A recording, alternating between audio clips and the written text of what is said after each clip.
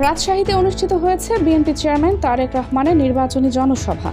29 জানুয়ারি বৃহস্পতিবার দুপুর 12:30টায় তিনি রাজশাহীর শাহ মখদুম বিমানবন্দরে অবতরণ করেন। পরে দুপুর 1:51 জনসভা মঞ্চে উপস্থিত হন তিনি। দলের প্রধান হিসেবে এটি তারেক রহমানের প্রথম রাজশাহী সফর। এর আগে 2004 সালে তিনি রাজশাহীতে এসেছিলেন বলে জানা গেছে। বিমানবন্দরে অবতরণের পর বিচ্ছিন্ন নিরাপত্তার মধ্য দিয়ে তাকে Amchattar, City Heart, তেরোখাদিয়া, Lakshmipur C&B circuit house সড়ক হয়ে মাদ্রাসা ময়দানের সামনে অবস্থিত হযরত শাহ মখদুম রহমতুল্লাহি আলাইহি এর মাজারে নিয়ে যাওয়া হয়। সেখানে জিয়ারত শেষে দুপুর 1:51 তিনি মাদ্রাসা মাঠে আয়োজিত জনসভাস্থলে পৌঁছান।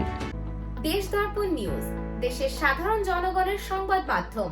আপনার সংবাদ এবং বিজ্ঞাপন প্রচারের জন্য যোগাযোগ করুন স্ক্রিনে দেখানো হোয়াটসঅ্যাপ নম্বরে। বিএনপি চেয়ারম্যানের এই নির্বাচনী জনসভা উপলক্ষে রাজশাহীর ঐতিহাসিক মাদ্রাসা মাঠ নেতাকর্মীদের উপস্থিতিতে কানায় কানায় পূর্ণ হয়ে ওঠে।